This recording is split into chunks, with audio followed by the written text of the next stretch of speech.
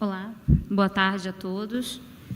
Saúdo a todos que estão aqui presentes nessa solenidade na UAB Rio Grande do Norte e também os colegas que nos assistem via online.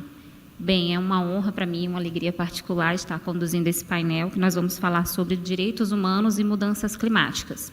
Eu sou Marcele Blanche, sou mestranda em Direito e Políticas Públicas na Universidade Federal do Estado do Rio de Janeiro e terei essa grande alegria, de conduzir esse painel. Antes de tudo, eu gostaria de me autodescrever. Eu sou uma mulher branca, de cabelos ruivos alaranjados. Estou aqui na oportunidade usando óculos de grau marrom e uma blusa azul. Aos colegas que eventualmente não possam nos ver online, nós temos aqui atrás uma cadeira preta e um fundo também azul escuro da Casa dos Advogados do Rio Grande do Norte, que nos recebeu tão generosamente essa tarde. Bem, eu gostaria de passar imediatamente a palavra à professora Edna Raquel, uma grande estudiosa dos temas de direitos humanos.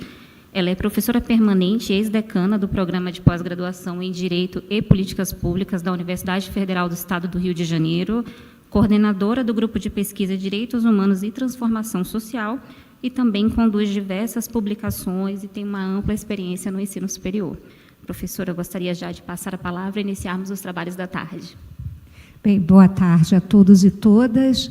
É um prazer muito grande poder participar deste evento aqui da cidade de Natal, que nos recebeu com tanta hospitalidade. Então, eu agradeço inicialmente a Marcele, que está conduzindo os trabalhos da mesa nesse momento, depois a Rede de Direito da Cidade, na pessoa do professor doutor Emerson Moura, que me fez o gentil convite de aqui estar. Agradeço também a participação dos meus colegas docentes que me antecederam e convido a todos vocês que estão nos assistindo a que assistam os próximos, que serão com certeza muito melhores, inclusive que o meu. Muito bem. O nosso papo de hoje é a respeito, e o nosso painel Direitos Humanos e Mudança Climática. Nós falaremos em específico sobre a educação como um direito humano e a política urbana para enfrentar desastres. Eu vou avisar para os meus colegas que estão lá nas câmeras que eu vou ficar no púlpito, ok? Então, para que vocês... eu vou ver se eu uso o microfone de lá, tá? Eu vou puxar o púlpito para cá. Vamos ver se eu consigo. E aí vocês me digam se ele está numa posição boa. Ok? Para facilitar, tanto para o pessoal da técnica que está... Opa! O pessoal da técnica que está gravando, quanto para nós que estaremos, então, nesse momento, falando. Estaremos, então, falando a respeito de educação como um direito humano e política urbana para enfrentar desastres. Muito bem. Vocês acham que está melhor esse microfone ou o outro? Vocês é que sabem o que fica melhor. Me parece que esse está bem, né? Se bem que eu acho, Marcele, que como professor não fica sossegado, né? Professor é diferente. Professor não sossega, então é melhor a gente ficar com esse microfone aqui. Vejam bem, o objetivo desse encontro, do qual fizeram parte tantos professores fantásticos, é de falar a respeito de política urbana, enfrentamento de diversidades climáticas e construção de propostas. A parte que me coube tem muito a ver com uma frase que a minha falecida avó sempre dizia. Ela dizia o seguinte: minha filha, ninguém ama o que não conhece. Então, não adianta nada nós pensarmos em mudança, em adequação das nossas cidades para as novas contingências climáticas, se a nossa população não entender dessa necessidade. exatamente porque ninguém ama o que não conhece.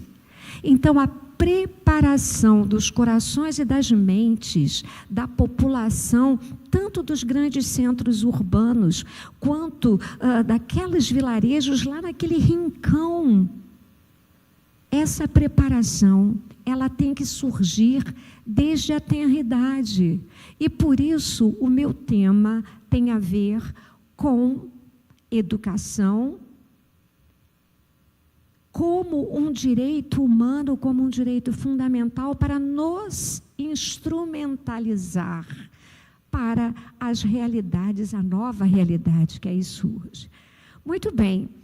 Por isso, a gente faz uma interseção crítica entre direitos humanos e crise climática. Vários dos colegas que me antecederam falaram com muita propriedade a respeito da crise climática. Acontece, meus queridos, minhas queridas, que a crise climática também é uma crise de direitos humanos, porque, em última instância, o nosso bem maior, que é a vida, está em perigo. E aí falo do maior de todos, mas em compensação outros tantos. O direito a uma vida com qualidade de vida, o direito à liberdade, o direito a usufruir dos recursos que a natureza coloca ao nosso dispor. Tudo isso fica comprometido numa crise climática. Portanto, há objetivamente uma ameaça aos direitos básicos, à vida, à saúde, à alimentação, à água, à moradia e, fundamentalmente, à educação. Bom, exatamente como os colegas que me antecederam colocaram, os impactos, infelizmente, são extremamente desproporcionais. Os impactos das crises, via de regra, vão afetar muito mais severamente as populações vulneráveis, as periferias, as comunidades tradicionais, aos pobres, aos pretos, aos pardos e aos indígenas. Ou seja, aos desvalidos e invisíveis. Porque, vejam bem, quando as redes de televisão fazem a cobertura dos desastres, mostram e enfatizam muito os prédios que foram destruídos, as ruas, os carros. Mas e as vidas? E as perspectivas de vida? Essas não aparecem nem nas manchetes de jornais, nem nos nossos telejornais. Por isso, é que os desastres climáticos, eles vão ter também impactos distintos. E esses impactos têm muito a ver, e eu vou passar bem rapidinho por isso, porque vários colegas já colocaram os seus posicionamentos a respeito. Esses desastres, mormente em áreas urbanas, porque tem uma alta concentração de população, e em especial nas áreas urbanas brasileiras, por falta de um planejamento habitacional adequado, faz com que as consequências sejam, eu diria dantescas mesmo, pela a falta de planejamento urbano e em especial pela desigualdade social. E, no que nos diz respeito em relação à educação, gente, as consequências são terríveis. São terríveis, porque vão impactar não somente naquele período em que aquelas crianças ficaram sem um teto para ter uma aula, mas depois, porque muitas delas sequer retornam para a escola. E aí, vamos falar de educação, Vamos falar de educação como um direito fundamental, mas principalmente vamos falar de educação como uma estratégia para você ensinar a que essas crianças venham amar aquilo que elas ainda não conhecem. E sabe o que elas não conhecem? Elas não conhecem os seus direitos, direitos que são inerentes ao fato delas serem seres humanos. Quantas dessas crianças sabem a respeito da existência ou da relevância dos direitos humanos? E eu não estou falando das crianças que estudam nas escolas de classe média alta. Eu estou falando daquelas crianças que às vezes estão numa sala de aula que as paredes são de supapo, de pau a pique, cobertas com sapê. Nós sabemos muito bem onde essas escolas estão. Via de regra, em pequenos municípios, e muitos desses municípios onde há escândalos de desvio de orçamento para a educação. E que condenam essas crianças a ficarem presas no pântano da ignorância e serem elas, os futuros jovens e adultos, as principais vítimas da degradação do meio ambiente. Muito bem. Daí que a educação voltada para uma consciência ambiental é de fundamental importância enquanto prevenção, para que esses futuros cidadãos e cidadãs possam entender e ter consciência do seu papel protagonista nesse processo. Daí a importância da educação em criar uma consciência de resiliência climática, que já foi cantada em verso e prosa ao longo desse nosso encontro. A resiliência climática capacita os indivíduos com conhecimento para entender riscos, se adaptar e tomar decisões informadas. E aí, a pergunta que não quer calar: será que todas as pessoas que penduraram seus barracos nas encostas da região serrana do Rio de Janeiro sabiam que estavam na iminência de morrerem num desabamento? Na próxima enchente? Com certeza não. Com certeza nunca, aqueles que conseguiram estudar um pouco, nunca, jamais tiveram esse tipo de ensinamento. Tiveram a possibilidade de entender a cultura da prevenção. Veja bem, como uma resposta às situações emergenciais, mas principalmente como uma resposta a uma demanda que é do ser humano, a luta pela sobrevivência. É impossível, nenhum animal faz isso, se colocar propositalmente em perigo.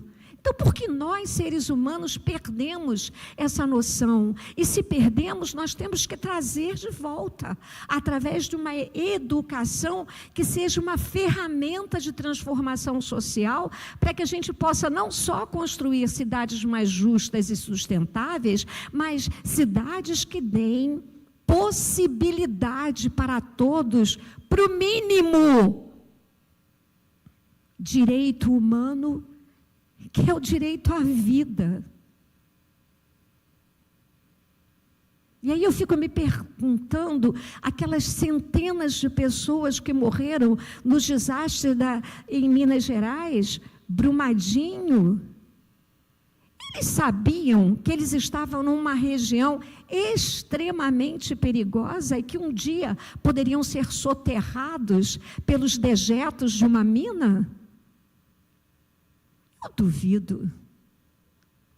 Exatamente porque não tiveram noções de uma educação como uma política para evitar desastres. E aí a gente propõe 4 pilares de ação. Mas, na verdade, nós estamos aqui trazendo proposições contributos. Quem dera os gestores municipais, quem dera os secretários de meio ambiente dos municípios tivessem acesso não só à nossa intervenção, mas a dos colegas que me antecederam e dos que virão.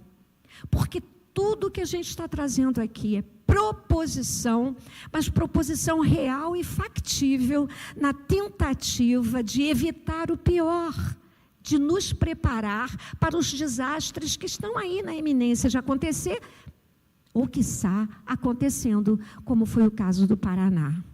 Então, uma educação formal, curricular, na qual seja inserido nos projetos pedagógicos a mudança climática, os riscos de desastre, a necessidade da sustentabilidade, e aí de uma forma transversal. E eu, para você, meu amigo, minha amiga, meu colega, minha colega que está nos assistindo hoje, nós somos todos professores das universidades de Direito, mas temos entre nós assistindo conosco alunos do curso de Biologia, que aqui vieram porque entenderam a importância dessa discussão, que é transversal, que perpassa por diversos ramos do conhecimento.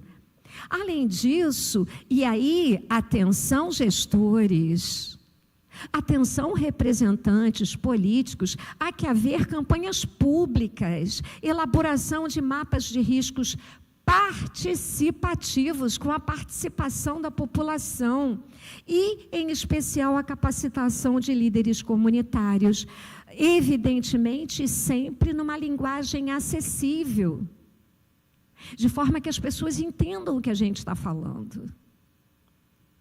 Outra coisa, um planejamento escolar resiliente, uma infraestrutura segura. Por quê? Se essa escola está perto de uma área de risco, ela tem que oferecer uma estrutura física que possa proteger seus professores, seus técnicos, seus auxiliares e suas crianças, seus estudantes. Além disso, há que haver planos de evacuação, simulados regulares e rotas de fugas definidos. E estamos falando isso, meus queridos, minhas queridas, em relação às questões climáticas. Mas eu sou do Rio de Janeiro. Nós temos uma outra questão que é de fundamental importância e que implica no nosso direito humano à vida, que é a segurança pública. Nós precisamos também incluir a questão da segurança pública como um verdadeiro desastre dos grandes centros urbanos brasileiros. Agora, para isso tudo, para que as nossas crianças, para que os nossos adolescentes tenham acesso a esses conhecimentos, há que haver uma capacitação dos profissionais, há que haver uma capacitação dos gestores públicos, dos professores, dos engenheiros, dos agentes de defesa civil, para integrar a gestão de riscos em suas políticas. Porque de nada adianta a gente falar tanto e as pessoas não saberem o que fazer e como fazer. Bem, sigamos. Benefícios tangíveis e impacto esperado de uma educação voltada para o enfrentamento dos desastres. Benefícios tangíveis, redução de vulnerabilidades. A criança que hoje tem conhecimento, ela aprende, por exemplo, a separar o lixo. Ela aprende que tem que poupar a água. Ela aprende que está errado a mãe dela pegar uma mangueira e ficar lavando a calçada com água limpa. São pequenos exemplos, mas que vão forjar uma outra consciência cidadã nesse futuro adulto. Portanto, uma população mais informada e preparada toma medidas preventivas. Essas medidas, elas têm o condão de salvar vidas, de dar uma resposta mais rápida e eficaz durante um desastre. As nossas crianças precisam aprender noções básicas de proteção da vida. O coleguinha se engasgou, o outro coleguinha tem que saber como fazer a movimentação para desengasgar. Porque se não tiver um adulto ali no momento, o que é mais velho vai poder ajudar o mais novo. E aí vamos fazer a discussão clarinha. Você, meu amigo e minha amiga que está me assistindo agora, você sabe fazer uma manobra de ressuscitação? Pois é. Não está na hora de até nós aprendermos? Isso significa falar em termos climáticos, em termos de equidade climática, numa cidade mais justa, em que a política educacional direcione recursos e atenção para as áreas de maior risco. Porque tudo isso que nós estamos falando, e não por acaso eu me reporto aos gestores, tudo isso implica em dinheiro, meu povo. Investimento decente. Você, prefeito, que está pensando em fazer um show com aquele cantor, com aquela cantora sertaneja divina e maravilhosa, pega esses milhares de reais e invista numa educação que paute por uma equidade climática. Você sabe por quê? Porque uma governança fortalecida é aquela que promove a participação social e a corresponsabilidade entre governo e cidadãos. Defender o direito à vida, e aí eu estou falando a vida em lato sensu, no sentido muito amplo, incluindo a própria vida do nosso planeta, é uma responsabilidade que não pode ficar tão somente nem nas costas dos governos, nem nas costas das organizações civis, e nem nas costas tão somente de cada cidadão. Na verdade, a responsabilidade de todos e de todas. Para concluir, coloco para vocês a relevância de políticas públicas norteadas a partir desse olhar resiliente em termos climáticos. Incluir a educação no centro das políticas urbanas para desastres não é um custo. Eu lembro muito bem de um falecido político brasileiro que dizia o seguinte: a educação, investir na educação não é caro. Cara é a ignorância. Leonel de Moura Brizola falou isso, e eu acrescento: cara é o enterro das pessoas que não conseguem sobreviver aos desastres climáticos. Portanto, uma educação voltada para essas políticas exige o envolvimento de elaboradores de políticas públicas em nível municipal, estadual e federal. Olha, vamos precisar de todo mundo. 1 mais 1 é sempre mais que 2. É a ponte entre a ciência do clima e a ação concreta da cidade, portanto, depende de todos nós. Nós, da academia, precisamos sair da nossa sacrossanta posição e irmos para a sociedade. E esse evento, organizado pela Rede de Direito da Cidade, cumpre esse objetivo de exigir que os planos diretores de educação incorporem a gestão de riscos climáticos.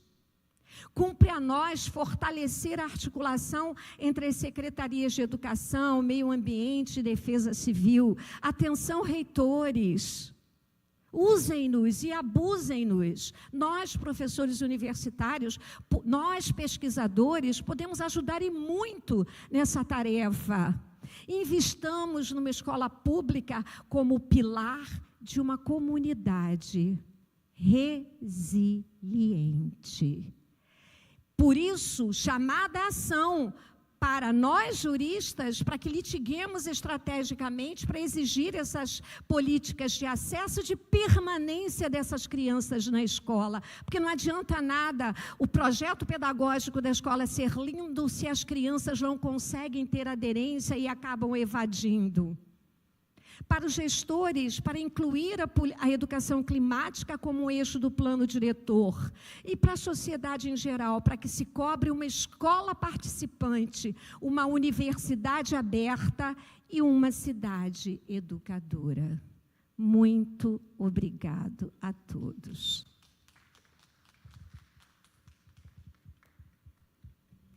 Muito obrigada, professora Edna, pela sua fala.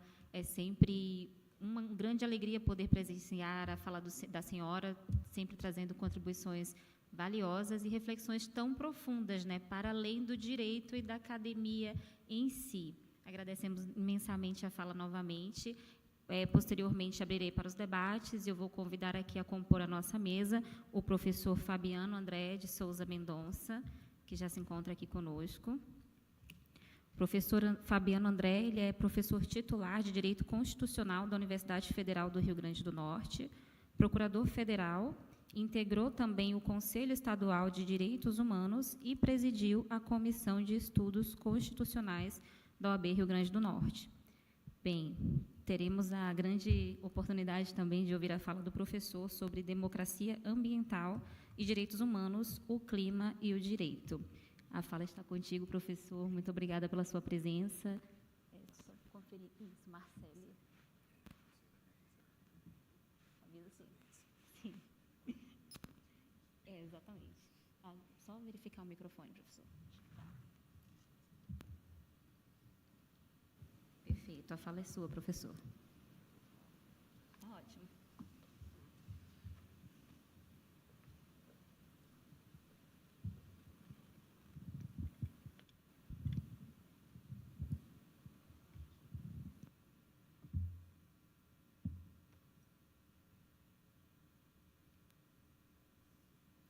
Boa tarde. Uma alegria estar aqui. Marcelo, muito obrigado. Professora Edna, que me antecedeu, muito agradecido pelas lições maravilhosas. E eu fico contente pela temática, pelo ambiente da OAB e também honrado pelo convite, né, formulado pela rede de pesquisa e também pelos programas de pós-graduação lá do Rio de Janeiro. Uma situação que me deixa bastante confortável, porque é uma temática que termina por unir duas cidades que eu amo, né? Mas tudo bem, a gente não pode ficar com duas, eu escolhi Natal, né? Então, eu fico muito contente, né, de poder estar aqui dentro desse ambiente. Me sinto, na verdade, um pouco tenso, porque a temática é muito importante e a sensação que eu tenho é que cada dia que passa, essa importância está aumentando. Seja em Natal, seja no Rio de Janeiro, seja em Belém, onde hoje parece que todas as atenções do mundo se voltam. Eu gosto de uma frase de uma artista paraibana, quando ela faz uma ilustração de uma casa no meio da natureza e coloca a frase: você não mora numa casa.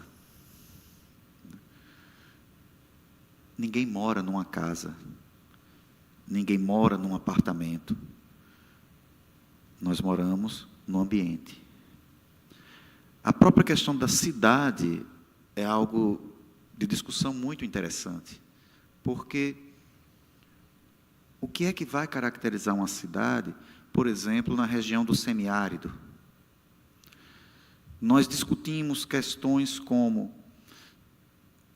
direito relacionado à seca, direito relacionado à produção industrial, como se fossem coisas localizadas em situações muito diferentes. Às vezes se fala do semiárido, e é uma temática local, tratemos dela, como se fosse uma grande terra em processo de desertificação.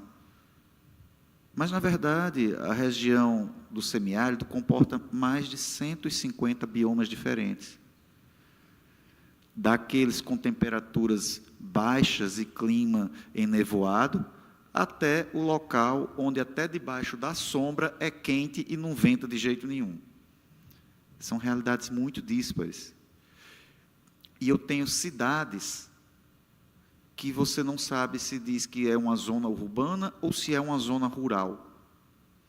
E eu tenho cidades muito bem desenvolvidas, mas que tem uma zona rural ali ao lado, de um modo que compõe o próprio panorama dessa cidade.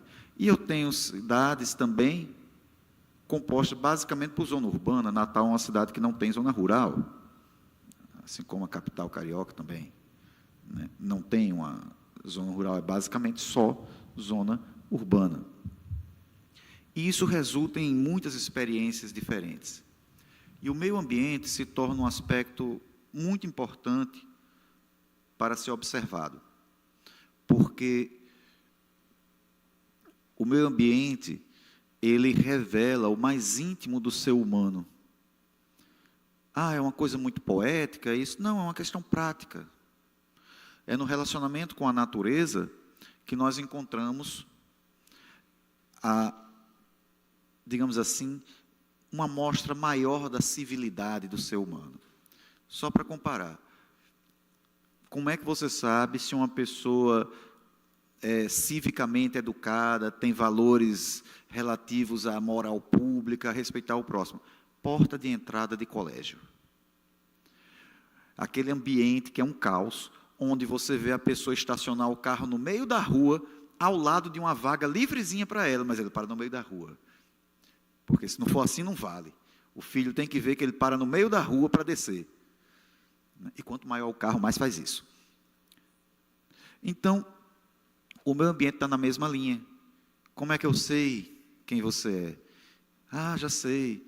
Dize-me com quem andas e te direi quem és. Não, um negócio de dize-me com quem anda. Dize-me como você olha para o meio ambiente e te direi quem és. Ali, quando você está sozinho, sem ninguém ver, comendo um chocolate, e com aquele papel de embalagem, seu destino está traçado. Você joga ele no chão ou não? Ninguém está lhe vendo. Um exemplo bobo, simples, mas que fala o porquê que é suficiente para dizer o porquê que a gente tem que se preocupar com o meio ambiente quando falamos em direitos humanos, em cidade. A gente precisa rever alguns conceitos que a gente estuda e escuta por aí. Vou começar falando de um conceito germânico muito interessante e fundamental para o funcionamento do Tribunal Constitucional alemão. E eu digo isso já para vocês imaginarem que de importância zero para o funcionamento do controle de constitucionalidade brasileiro, que, respeitosamente, se chama de princípio, normalmente a gente vê com esse nome, princípio da proporcionalidade. Não é tema da palestra, não vamos entrar nesses detalhes de filosofia constitucional, mas eu costumo resumi-lo num exemplo só, quando eu vou dar aula. É a grama. Proporcionalidade é a grama. Por quê? Porque quando você vai andar, você está apressado, você resolve atravessar a grama, aí tem uma plaquinha para deixar sua consciência pesada, que diz assim, não pise na grama. Vai morrer a grama se você pisar na grama? Porque você passou ali, vai morrer? Vai acabar o gramado? Afirmo. Não, não vai. Então, por que é que você não pode? Porque se todos fizerem, aí teremos um problema, uma coisa bem kantiana. Mas a grande verdade é que, quando a gente traz para a realidade brasileira e tenta colocar isso nos direitos brasileiros, a gente descobre que isso não vale no Brasil. Em termos de direitos, claro que se todo mundo correr em cima da grama, ela morre sim. Mas em termos de direitos, isso não vale no Brasil.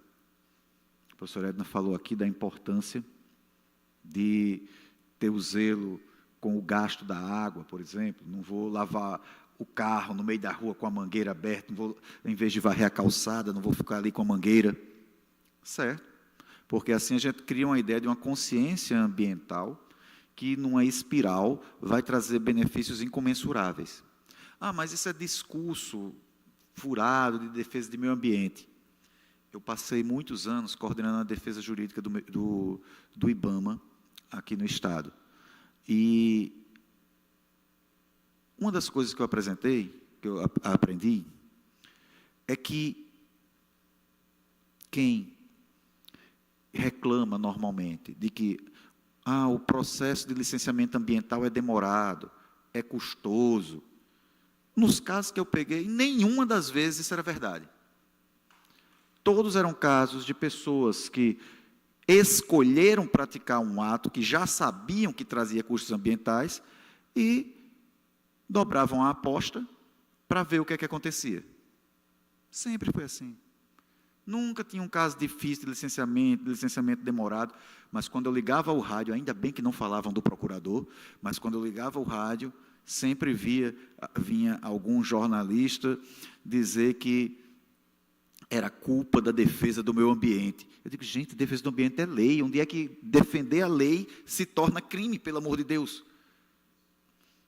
Então, sempre vinha dizer que era por conta disso, até chegar no máximo, que foi um dia que eu ouvi um radialista falar que a culpa é porque o órgão ambiental não era ocupado por pessoas de cargo comissionado para obedecer o que se queria. A culpa era porque era um servidor de carreira. Que fazia o quê? Cumprir a lei, e por cumprir a lei, era chamado de ideologicizado, de radical. O radicalismo dele era só cumprir o plano ambiental. Eu posso dizer isso porque eu acompanhava os processos e não tinha efetivamente nada demais. Mas as pessoas não queriam que ele aplicasse as coisas mais óbvias. O processo demorava? Não, mas se você ligasse o rádio dizia que estava demorando uma eternidade e que estava prejudicando. Mas isso tudo, voltando ao caso da grama, para fazer o seguinte, a gente, na interpretação equivocada que nós temos dessa principiologia jurídica, nós fazemos com que eu não pise na grama, mas logo depois vem um outro maior do que eu, com uma tropa atrás e atravessa a grama todinha. Eu fui co-orientador de uma tese de doutorado, onde o tema era o seguinte: era a questão de uma análise sobre a economia de água pelo cidadão comum face ao gasto de água praticado pelas grandes empresas. Mostrando que era uma tese interdisciplinar, mexia com economia, com educação, pedagogia, direito, mostrando que a gente trabalhava muito a restrição a quem já é restrito, para poder haver excedente para canalizar para as grandes empresas. O Rio Grande do Norte é um dos maiores produtores, no Brasil é o maior, de frutas como melão. Nós produzimos melão, exportamos numa quantidade incrível, um acompanhamento de agrônomos muito detalhado, mas o melão é 90% de água. E é produzido no meio do semiárido. Há sentido? Há lógica nisso? Eu exporto água. É pesadíssimo um container daqueles, cheio de melões, eu exporto água. De um local que não tem água de uma maneira regular. A quantidade de água no semiárido é suficiente, sim, para a sobrevivência. O problema é porque a distribuição é irregular. Há locais em que não chove, há locais que chove mais, que chove menos, e você não tem políticas até hoje satisfatórias, por mais que a ciência para resolver isso já exista bastante, mas não temos políticas satisfatórias de organizar esse fluxo de água. O problema é de fluxo de água, não é de falta d'água. É o fluxo da água, que não é organizado. Então, tudo isso nos faz ver que temos aí uma situação que coloca pessoas com pouco, pessoas com mais. É um quadro de desigualdade na distribuição de renda? Não, na distribuição de bens.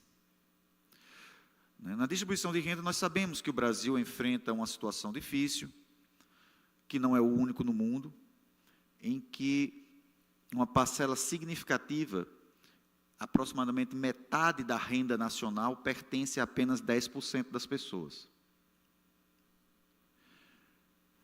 Até aí a gente diz, poxa, que coisa ruim, que temos que melhorar isso. Mas quando a gente olha a distribuição de renda, nós vemos que os mais pobres, eles têm, em termos de patrimônio, os mais pobres têm menos de 3% do patrimônio nacional. incluindo aí o patrimônio financeiro, certo? Dados, né, da Organização Internacional de Pesquisa em Desigualdade. Então, isso é só ruim para o Brasil? Não, no mundo todo é mais ou menos assim. Na América Latina, ninguém passa de 5%. A Argentina é quem está melhorzinha. Então, a distribuição de bens é precária. A distribuição de bens é horrível. Eu tenho uma pequena parcela concentrando mais da metade de todo o patrimônio. Certo? E todo o resto, e mais de 40% ficando com 2,5%. Isso é uma desigualdade inaceitável. Quais as consequências disso? Estamos falando exatamente disso, de democracia. E tem uma palavra no meio que é polis. Democracia, polis grega, todo mundo vê isso no começo do seu curso, vem ciência política. A democracia tem a ver com polis, e não só a democracia, mas também a cidade. Polis também vai ser diretamente relacionada à ideia de cidade. Então, nós temos polis como uma palavra que une democracia e cidade. Eu tenho, portanto, uma polis que distribui mal o seu patrimônio, e isso inclui o patrimônio ambiental. Aqui eu vou fazer uma rápida argumentação ousada sobre a questão do direito fundamental ao meio ambiente. Por quê? Normalmente nós dizemos, não, meio ambiente é um direito difuso. Difuso é nome de quem não quer fazer nada, certo? Que não tem titularidade, que depende de outras pessoas. Não, isso aí é uma visão muito poética. Muito prático. Eu tenho uma propriedade rural. Nessa propriedade rural, eu tenho o percentual que eu posso desmatar e o percentual que eu não posso. Pronto, quem é que tutela o meio ambiente aí? Eu comprei o meio ambiente, eu comprei o direito ao meio ambiente, eu derrubo aquela árvore ali, desde que não seja uma árvore que esteja dentre aquelas espécies protegidas, e pronto, acabou. Vai fazer o quê? Típica característica de direito individual. Como se costuma falar. Por isso que eu não gosto do nome direito individual, direito social, coletivo, não existe. Direito fundamental. Mas típica característica do que normalmente a maioria dos livros, ou quase a totalidade, vai chamar de direito individual. Ai, não é direito difuso. Não, é direito individual e é meio ambiente. Inclusive, eu sou também o protetor responsável pela parcela que não pode ser derrubada. Nada de Ministério Público, nada de ONG, nada. Eu tenho uma obrigação legal. O que tradicionalmente na doutrina você vai encontrar isso descrito como se fosse um direito social, pronto, aí a pessoa começa a endoidar. Isso entra na definição de direito social de qualquer doutrinador, que é você ser responsável pela proteção de um bem que não pertence a você, mas que é em benefício de outro. É a mesma situação do patrão que tem o dever de manter condições dignas de trabalho. Ele está cuidando das condições de trabalho para outra pessoa, não é dele, não é para ele, nem ele faria questão. Mas ele é obrigado. É a mesma situação. Então, um direito social, meio ambiente, é um direito individual. Eu transito, portanto, com o meio ambiente por todas as categorias que você imaginar. É um tema complexo. E quando a gente chega em democracia, eu falava agora há pouco da disparidade na distribuição de renda no Brasil. E aí eu vou pegar um caso que um autor conhecido, Thomas Piketty, traz num livrinho dele, que é uma palestra dele sobre cultura, natureza, cultura e desigualdades. E ele traz o caso da Suécia no pré-Primeira Guerra Mundial, onde ele menciona que lá o voto era censitário. E eu me lembrei da formatação da proposta constituinte de 1823 no Brasil com a constituinte da mandioca, a Constituição da Mandioca. Então, ele menciona o seguinte, na Suécia, antes de ser o país que é hoje, onde se ostenta uma das menores desigualdades de renda e de propriedade do mundo, era extremamente desigual há apenas 100 anos atrás. É valioso investigar o porquê disso, dessa transformação. E ele diz, o voto era censitário, né? Só votavam os 20% mais ricos. Só os 20% mais ricos é que tinham direito a voto. Achou ruim? Cada um desses, quanto mais dinheiro tinha, o voto não era igualitário, valia mais. Quanto mais dinheiro tinha, podia chegar a valer 100 vezes o voto de outro votante, do votante rico que tivesse menos patrimônio. Era distribuído assim. É pouco. As empresas também votavam. E as empresas, o voto delas valia tanto mais, quanto mais dinheiro ela investisse. É pouco. Adivinha quem era eleito?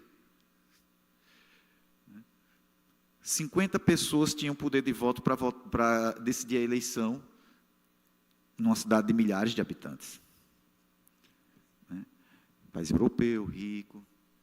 Então, a gente vê como a distribuição de renda irregular transita automaticamente para a distribuição de poder político irregular, e aí político, polis, democracia. Como eu torno a democracia irregular. Com relação ao meio ambiente, isso vai ser semelhante. No Brasil, a gente tem o voto universal, voto igualitário, mas, não sei no lugar de onde cada um aqui vem, mas no lugar onde eu nasci e me criei, é comum quem tem mais dinheiro conseguir mais voto. É muito comum isso acontecer aqui. Não sei em outras cidades. Eu vou falar da minha. Então, empresas terem pessoas que são apoiadas por elas, essas pessoas, curiosamente, conseguem mais votos também. Parece que eu estou na Suécia do pré-Primeira Guerra. Mas isso é uma vitória para a gente, isso não é ruim. Pelo menos ninguém aqui chegou dizendo, olha, eu tenho uma empresa, eu acho que eu devia ter mais votos do que todo mundo. Tem quem diga que tem deputado no bolso, mas eu acho que a pessoa deve estar exagerando, não cabe dentro de um bolso. Então, aí a gente vai transitando para a questão da democracia ambiental. E agora, se eu pudesse fazer uma magia de aparecer aqui na frente, uma imagem para todos verem, eu vou dizer que eu vou mostrar 3 imagens para vocês. A primeira imagem, que se deve formar na mente de vocês, é um mapa da cidade do Natal. Não se preocupe se você não conhece. Imagine um mapa da cidade mais bonita que você imaginar. Pronto, é o mapa do Natal. Aí, você imaginou esse mapa. Quando a gente olha, nós descobrimos uma coisa muito interessante. É uma cidade que mais da metade dela foi inteiramente construída sobre dunas. E isso aconteceu, não estou falando, apesar de ser uma cidade com mais de 400 anos, não aconteceu lá atrás, não. Natal é uma cidade que começou a crescer mesmo depois da Segunda Guerra Mundial, porque é uma cidade que ao longo da história, devido à sua localização geográfica, já foi visitada por espanhóis, já foi dominada por franceses, já foi dominada por portugueses, por holandeses, né, já foi todas essas nacionalidades, e foi americana, estadunidense. Na época da Segunda Guerra Mundial, é uma situação muito curiosa, a forma de administração da cidade nesse tempo e tudo, mas deixa para lá agora. Quer dizer, não deixa tão para lá, estamos no Congresso de Direito da Cidade, né? Mas não é bem o nosso tema aqui.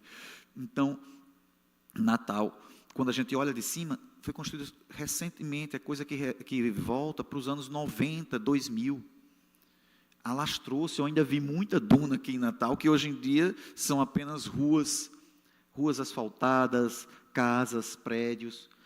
Quando saírem daqui, desse auditório belíssimo, logo aqui atrás, vocês têm o parque da cidade, tem uma zona que também era duna e que está deixando de ser agora. É o último resquício de duna, mas é uma área que está disponível para especulação imobiliária e está sendo construída. Além de você perceber que é uma cidade em cima de dunas, você vai notar que, se for um mapa ambiental, que tem dentro da cidade, pelo menos 4 grandes EPAs, zonas de proteção ambiental, a número 1, 2, 6 e 8. Essas zonas ocupam áreas como Morro do Careca, Parque das Dunas, áreas amplas. Parque das Dunas é o segundo maior parque urbano do Brasil, dentro de uma cidade, urbano, dentro da cidade, né, fica atrás só do Rio de Janeiro, meu Deus, ali ao lado da Lagoa, fica atrás de um do Rio de Janeiro. Então, a gente sobe e vai para o Corcovado. Alguém ajuda com o nome depois? Floresta da Tijuca, muito obrigado. Fica atrás da Floresta da Tijuca, bem atrás, mas ainda é o segundo maior do Brasil. Então, eu vejo toda essa zona de proteção ambiental, que, portanto, não é pequena. Para uma cidade que territorialmente é pequena, você ter uma zona, só em ter um parque das dunas dentro, já é uma coisa que chama a atenção. Mas não basta isso. Considerando a Grande Natal, pegando a cidade de Parnamirim, nós temos a primeira força aérea localizada em Parnamirim, que era a base aérea de Natal, área de treinamento, que é uma área imensa, muito grande, aeroporto militar, zonas militares construídas ainda pelos estadunidenses. Temos uma área imensa, que é o centro de lançamento de foguetes da Barreira do Inferno. Temos, devido à localização geográfica, o comando do 3º Distrito Naval, portanto, lotado de áreas militares. Temos 2 batalhões do Exército, uma cidade bastante militarizada nesse sentido. Ou seja, é tudo zona de preservação. É tudo área onde eu não posso construir. Quando não é um rio passando com mata ciliar. Conclusão, beira dizer que você precisa de uma autorização especial para entrar e sair de Natal, porque é uma grande área de proteção ambiental, com pessoas morando dentro dela. Então, isso tudo chama a atenção para uma população que convive diretamente com a natureza, mas de uma maneira, portanto, muito forte em cima dela. Você não tem em Natal nenhuma grande sequência de aglomerados urbanos que deixe você longe da natureza. Você sempre está perto. É uma cidade que não tem zona rural, mas está sempre próxima de uma área de proteção ambiental relevante, em qualquer canto da cidade que se vá. Então, isso me abre para pensar sobre essa relação entre o direito e o clima, entre a população, porque direito tem a ver com população, e a natureza. Abre espaço para pensar sobre isso. É um laboratório muito bom. Eu tenho, por exemplo, uma coisa que eu chamo do efeito Moisés. Porque eu relembro aquela questão do povo hebreu atravessando o Mar Vermelho, o mar se abre assim para o povo poder passar a pé enxuto. Isso é o quê? O efeito Moisés é, eita, o mar está vindo, o mar está engolindo a cidade. Os dados mostram que 80% das cidades costeiras brasileiras enfrentam dificuldades com a elevação do nível do mar.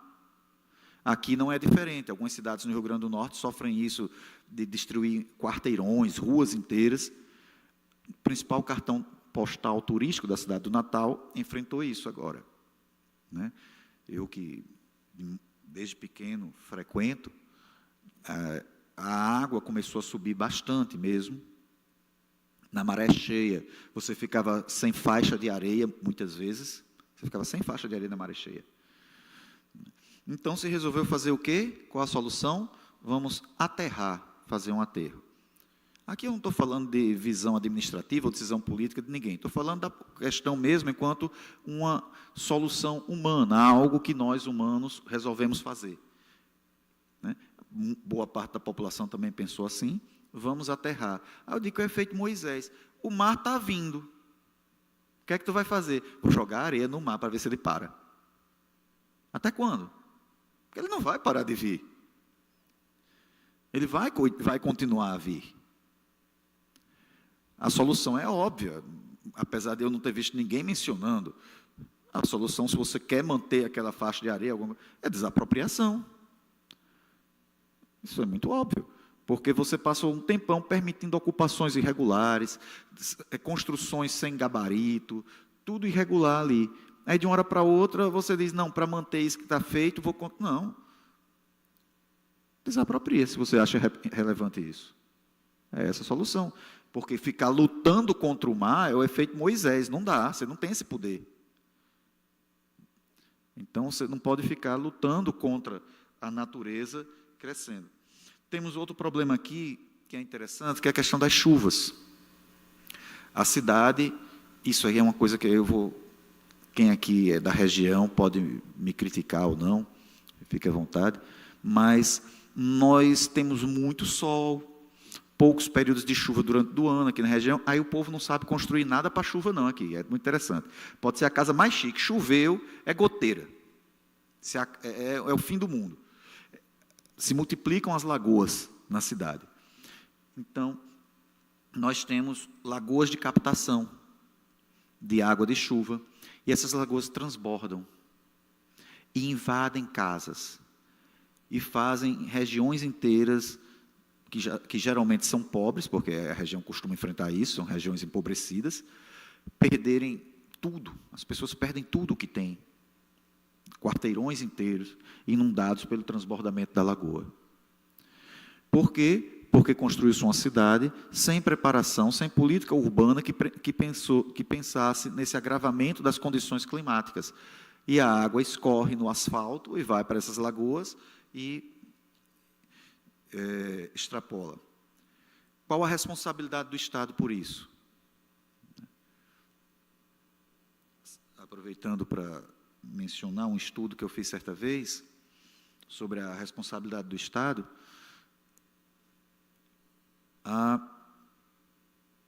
gente precisa entender a diferença que o direito penal já aprendeu há muito tempo entre a omissão comissiva e a omissão propriamente dita. O pessoal diz assim, não, a responsabilidade do Estado por omissão é subjetiva. Não tem nenhuma fundamentação jurídica para essa argumentação, a não ser um achismo de um determinado autor famoso numa certa época. É uma afirmação não fundamentada, repito e digo muito claramente, inclusive nas decisões judiciais que a aplicam. É apenas um chute. Na verdade, se eu tenho, por exemplo, um paciente que está no hospital e ele precisa tomar um medicamento de tal hora e simplesmente não aplicam esse medicamento na hora certa, isso é uma omissão. Isso é subjetivo? Isso é muito objetivo, muito claro. Quem descumpre um dever, como dizia Pontes de Miranda, quem se omite no cumprimento de algo que devia fazer, pratica um ato tão ilegal e tão grave quanto quem faz o que a lei proíbe. Então, é igualdade total nisso, responsabilidade objetiva. Então, um aspecto pouco estudado da responsabilidade do Estado, extracontratual do Estado, é o aspecto das circunstâncias em que o ato é praticado. A semelhança dos estudos dos princípios, no modo como o professor Marcelo Neves aponta. Então, eu tenho situações nas quais a responsabilidade é objetiva, na medida em que as condições apontavam para a existência de condições técnicas e de recursos humanos e materiais suficientes para arcar com aquilo ali. Se eu sei que vai acontecer aquilo, se eu tenho ciência, portanto, técnica para isso, se eu tenho recursos que eu posso empregar, eu tenho a obrigação de empregar esses recursos, mesmo que sejam insuficientes. Já falamos de quantos direitos aqui? De um bocado. A professora dos Estados Unidos, Martha Craven Nussbaum, ela fala do enfoque das capacidades, segundo o qual o ser humano, para poder ter uma vida digna, ele precisa preencher vários requisitos de capacidades. Então, ele precisa atender a lazer, a qualidade de vida, a interação com outras espécies, a interação saudável com o meio ambiente, tudo isso faz parte das capacidades humanas. Agora surge outra tela aqui para a gente, e ela tem o símbolo da COP30. Eu tive a curiosidade de acessar assim, estava dando aula, aí acessei o site do governo português, para mostrar alguns aspectos lá da Constituição para os meus alunos. O que é que aparece na tela? COP30. Logo de cara, o primeiro-ministro, tudo lá, COP30, está certo. Aí eu fui mostrar também um outro assunto lá, sobre orçamento, tratado na página, no site oficial do governo francês. Entrei no governo francês, qual é a primeira imagem que aparece lá? COP30, Belém, Brasil. O Brasil está mandando, é o mundo todo com o nome do Brasil aparecendo. Então, a tela que a gente tem agora é a logomarca da COP30. Essa convenção de partes, sobre o meio ambiente. E eu vou usar ela para falar sobre a ideia da importância dos direitos humanos para a democracia. Só há democracia quando eu falo em direitos humanos. Para quem... Eu sei que há pessoas que usam o nome direitos humanos como falam de uma coisa ruim e errada por aí. Da última vez que alguém fez isso, eu entreguei uma relação de direito... a Declaração Onusiana mesmo, dos direitos humanos para a pessoa. E eu disse, escolha qual que você quer tirar, qual que você não quer ter. Porque as pessoas querem que o outro não tenha direito, mas que ele continue tendo. Então, ele quer uma lei só para ele. Então, eu entreguei a Declaração Universal dos Direitos Humanos e digo, escolha qual é o que você não quer. Pode escolher. A pessoa não deixou, ele fez questão de querer todos os direitos humanos. Então, o que é democracia? E aqui vemos um problema para as cidades, para o meio ambiente, quando a gente fala em democracia ambiental. Democracia é quando a minoria tem voz. Fábio Conder Comparato. Democracia é quando a minoria tem voz, tem acesso real a fatores de decisão. Isso é uma democracia. Eu poder dizer o que eu quero, claro, não posso falar nada antidemocrático. Existe um acordozinho. Tudo que for antidemocrático é absolutamente e radicalmente proibido e objeto de punição. E achou ruim? Não tem problema. Você vai para os ambientes antidemocráticos. Lá também, tudo que for democrático é proibido. Então, é um pelo outro. É um joguinho. Você proíbe tudo que é democrático lá e eu proíbo tudo que é antidemocrático aqui. Dentro desse ambiente, eu sou livre para falar o que eu quero, sem ser julgado, mas você também não precisa seguir o que eu digo. E eu talvez seja obrigado a fazer o que você quer, porque você talvez esteja em maioria. Mas eu tenho o direito de falar, de ser ouvido, de fazer com que as pessoas se convençam do que eu penso. E isso não tem preço, porque muitas grandes mudanças da sociedade foram feitas assim. Então, podemos dizer que democracia ambiental, em sentido amplo, é essa possibilidade que eu tenho de ter um acesso real ao meio ambiente e seus benefícios, direta ou indiretamente. Não de uma maneira falaciosa, mas até a pessoa que esteja mais distante, e ninguém está distante, na verdade, do meio ambiente. Às vezes você vê assim uma cidade cercada de floresta desmatada.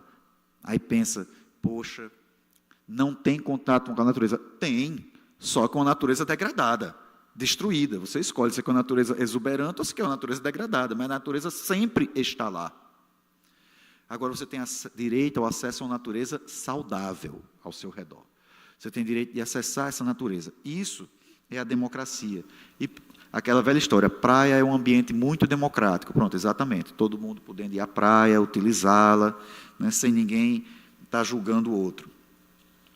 Às vezes surge o tema do racismo ambiental, na medida em que certos grupos terminam sendo sempre os afetados. Vejam como o racismo ambiental faz lembrança daquela má distribuição de renda que eu mencionei aqui, do Thomas Piketty, falando da economia sueca no início do século XX. Né? Eu tenho, naturalmente, uma relação de poder econômico que transita para o campo político, que transita para o campo ambiental.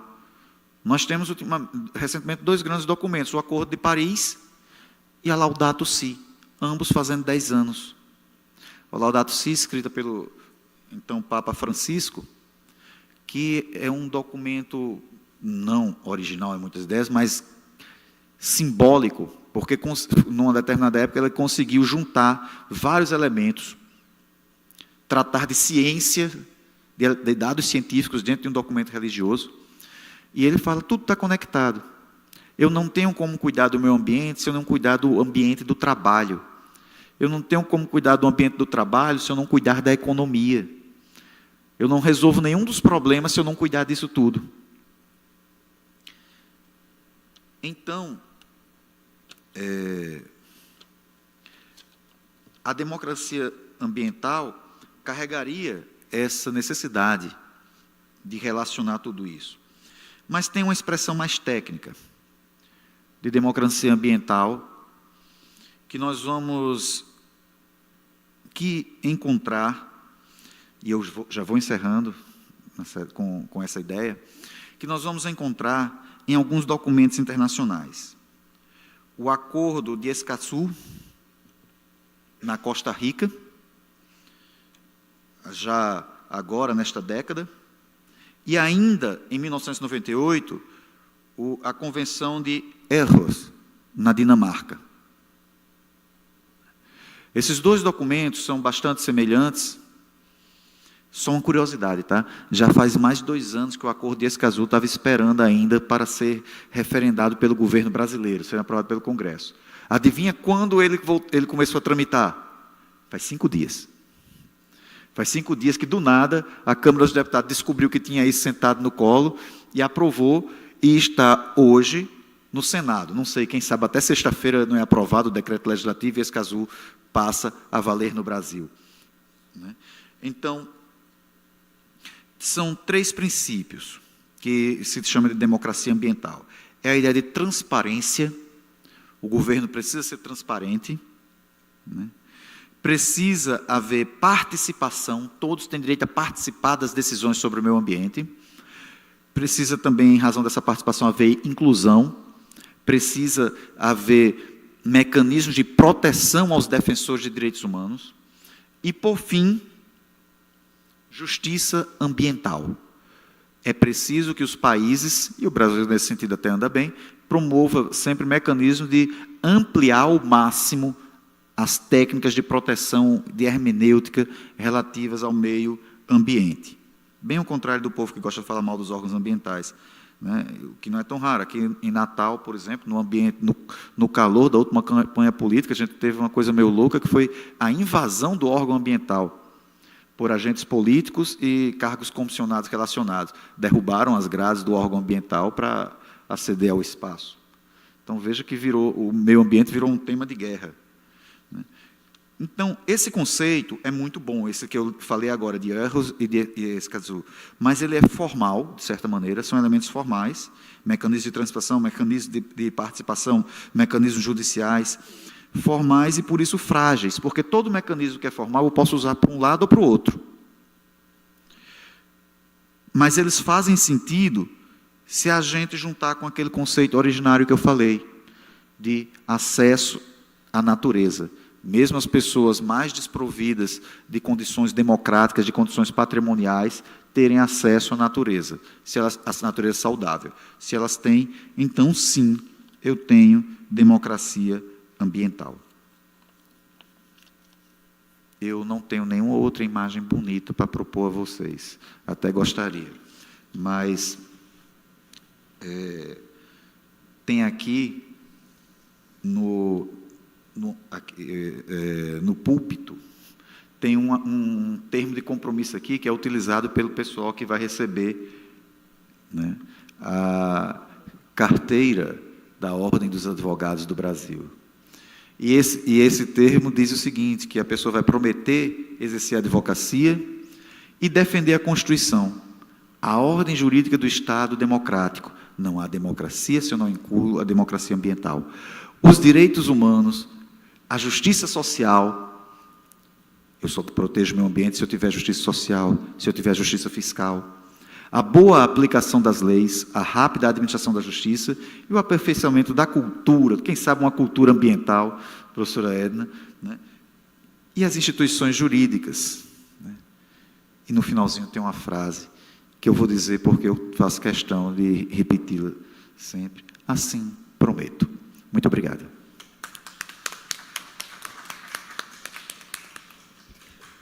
Muito obrigada, professor Fabiano, pela sua fala extremamente rica e valiosa para nós, né? Oi? Não, imagina. Foi realmente uma fala muito rica. O professor abordou questões muito práticas, né, que nós enfrentamos diariamente, e questões a nível de Brasil. Nós podemos observar essas situações cotidianas trazidas pelo professor a nível nacional, né? A nossa rede de pesquisa aqui traz pesquisadores do Rio de Janeiro, do Rio Grande do Sul, o professor Fábio, que estava conosco agora há pouco, e também algumas ocorrências, né, abordadas aqui no Rio Grande do Norte, no Nordeste. Então, são situações extremamente atuais e nós agradecemos muito a sua fala. Antes de concluir, professor, eu vou abrir aqui para os debates. Caso os presentes tenham perguntas e comentários para direcionar ao professor Fabiano, a professora Edna, que trouxeram aqui grandes contribuições. Professor Busanello, por favor.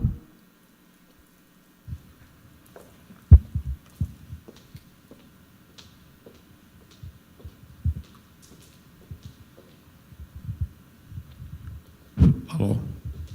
Minha pergunta é para o professor Fabiano. Fiquei atento à sua palestra, ao qual parabenizo e ao qual concordo na plenitude dos seus termos. Você registrou alguns fatos muito importantes da história da cidade de Natal, a cidade que nós nos encontramos, que aqui formou-se por camadas, digamos assim, históricas, de várias populações que aqui formaram a cidade. E a última, a cidade norte-americana, que você registrou, que foi da época da Segunda Guerra Mundial, que onde foi objeto, inclusive, de conversa entre o nosso grupo. E um dado importante que nós não sabíamos, que a cidade foi criada em cima das dunas. Quer dizer, então temos um problema reflexivo a fazer sobre o papel das dunas e as edificações e a consolidação de uma cidade em cima de dunas, quer dizer, em cima da areia. Que é uma questão, como dizia os termos bíblicos, que a gente tem que construir a cidade ou as casas em cima da pedra, não em cima da areia. Então já demonstra uma fragilidade que nós temos aí ambiental sobre a construção da cidade. E você fala também algumas coisas importantes sobre a questão da democracia, direitos humanos, segurança jurídica, todo esse passeio constitucional, o qual é muito caro para nós que estudamos o direito público. Então, para completar, eu demandaria você explicar o seguinte: como é que nós vamos resolver essas grandes questões que o Brasil hoje tem, da fragilidade institucional, a fragilidade política, digamos, do país, ao mesmo tempo a fragilidade orçamentária, para dar vazão às demandas crescentes da sociedade nacional, principalmente os mais pobres, que precisam ter acesso ao serviço público. Ali entra uma questão fundamental de infraestrutura, que hoje de manhã foi objeto de análise de nós todos, e os mais pobres, quer dizer, os mais pobres sofrem, parece, duplamente, quer dizer, não tiveram a bonança da riqueza do passado, se encontram pobres hoje, e ainda uma crise ambiental que vai pegar novamente uma nova lâmina na sua cabeça. Quer dizer, como é que se resolve isso? Como é que nós interpretaríamos essa democracia ambiental, se é que podemos falar assim, para resolver ou mitigar esses problemas tão graves no campo da sociedade? Professor, com a palavra, por favor. Obrigado. Fico muito honrado, professor Busanello. José Busanello. Muito obrigado. Eu não sei se eu fico honrado por confiar a mim comentar um assunto tão importante ou se eu fico com raiva, porque pode ser também uma tentativa de dizer, vamos ver se você fala então alguma coisa disso, porque é um assunto complicado. Estou brincando. Mas eu vou tentar uma coisa. Sabemos que conciliar, né, tudo isso é uma coisa difícil, mas tem uma proposta que me agrada muito, e quem me apresentou foi a professora Marise Duarte, que é nossa professora de Direito Ambiental aqui na UFRN, no programa de pós-graduação em Direito, inclusive, que é um princípio, às vezes mal interpretado, que é o princípio da felicidade interna bruta, do Butão, né? Eu sei que, às vezes, surgem alguns questionamentos sobre felicidade, como assim? Eu gosto de uma ferramenta de monitoramento, na verdade, que eles têm, que é muito curiosa, e o Butão é um país pobre, e eles aplicam essa ferramenta. Na ausência de recursos, como é que vamos cuidar de tudo? Se um ministro tem uma proposta de algo para resolver, ele precisa preencher um formulário, e essa proposta precisa ter uma pontuação mínima. E o que é esse formulário? É um conjunto de umas 90 perguntas que são coisas tipo: as pessoas vão voltar mais cedo para casa, as pessoas terão mais tempo com a família, né? Vários aspectos de qualidade de vida, envolvendo vida familiar, transporte, trabalho, salário, né? Os mais diversos aspectos, dos mais práticos aos mais emocionais. Aí ele precisa preencher e precisa alcançar uma pontuação X nesse formulário para poder apresentar a proposta. Quando apresenta a proposta num conselho de ministros, bom, tem todo esse procedimento burocrático, mas isso é uma coisa também para um país pequeno, não é como o Brasil, seria uma coisa talvez meio complicada, mas ele apresenta para um conselho, e aí a proposta vai a debate, onde vai ser confrontada com as propostas dos outros ministros para ver qual a que tem a maior pontuação. E a que tiver a maior pontuação é a que vai receber os recursos públicos. Qual a vantagem disso? Porque você não fica naquela briga do descobrir um santo para cobrir outro. Toda proposta vai acabar atendendo vários aspectos, inclusive de maneira a incorporar várias políticas públicas diferentes. Então, se eu quero construir uma estrada, eu tenho que ver se essa estrada vai passar perto da escola. Se vai passar perto da escola, se vai ajudar também aos alimentos chegarem a essa escola. Então, eu atendo educação, atendo transporte, atendo trabalho, tudo de um só. Em vez de eu ter, como às vezes nós temos aqui no Brasil, constrói um prédio para não sei o quê. Daqui a pouco constrói um prédio com a mesma finalidade do outro lado da cidade. Então, isso obriga a uma articulação das políticas públicas que é muito rica. Então, eu acho que um caminho que a gente tem para melhorar é aprofundar algo que começou na transição presidencial do governo anterior para o governo atual, que foi a determinação para que a lei orçamentária anual contivesse práticas transversais de políticas públicas.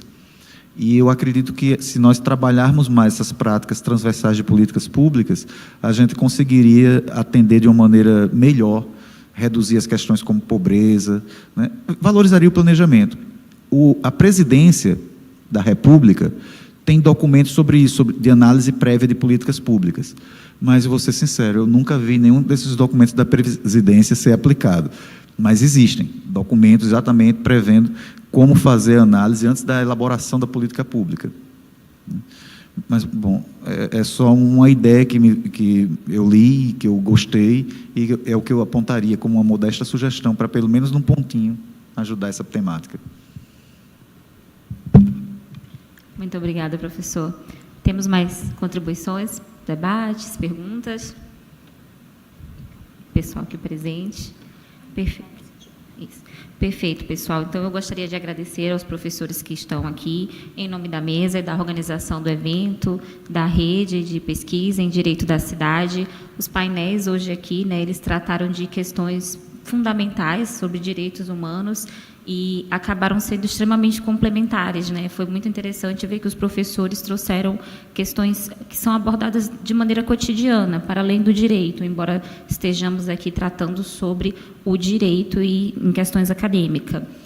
Ainda assim, essas discussões, a professora Edna trouxe alguma questão de planejamento público, orçamento, né, que é necessário em alguns casos práticos do Rio. E o professor trouxe, eu achei muito interessante esse exemplo de perguntar se a pessoa quer retirar os seus direitos da Declaração Universal dos Direitos Humanos.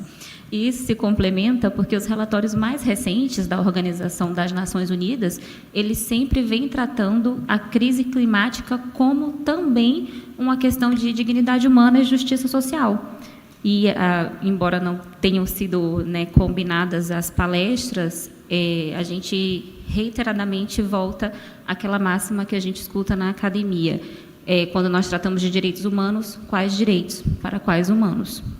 Nós sabemos que a afetação é desproporcional para as pessoas mais vulneráveis.